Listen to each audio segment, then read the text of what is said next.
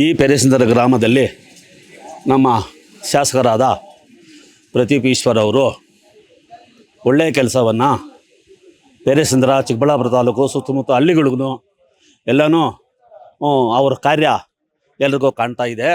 ಈ ಪೆರೇಸಿಂದರದಲ್ಲಿ ಈ ಸಫಲಮ್ಮನ ಬೀದಿ ಆವರಣದಲ್ಲಿ ನಾವು ಎಷ್ಟು ಲೈಟ್ಗಳಾದನ್ನು ಕತ್ತಲಲ್ಲಿದ್ದು ನಾವು ಏನು ಸುಮಾರು ವರ್ಷಗಳಿಂದ ಎಲ್ಲ ಪಂಚಾಯತಿಗೆ ಹೇಳ್ಬೇಕು, ಅವ್ರು ಹೇಳ್ಬೇಕು, ಇವ್ರು ಹೇಳಬೇಕು, ಸ್ವಾಮಿ ಇಲ್ಲಿ ನಾವು ಕತ್ಲಿದ್ದೀವಿ ಸ್ವಾಮಿ ಅಂದರೆ ಯಾವಾಗೋ ಬಂದು ಆಗ್ತಾಯಿದ್ರು.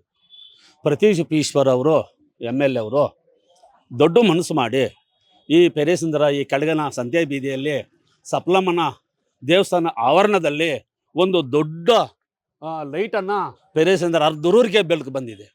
ಎಲ್ಲರೂ ನಾವು ಬೆಳಕಲ್ಲಿ 10 ಗಂಟೆ ಆಗಲಿ 1 ಗಂಟೆ ಆಗಲಿ ಮಳೆ ಬರಲಿ ಹೈವೇ ರೋಡಿಂದ ಈ ಪೆರೇಸಿಂದರ್ಗೆ ಒಳ್ಳೆ ರೋಡ್ ಮಾಡಿಕೊಟ್ರು, ವಿದ್ಯುತ್ ದೀಪಗಳೆಲ್ಲ ಹಾಕ್ಕೊಟ್ರು.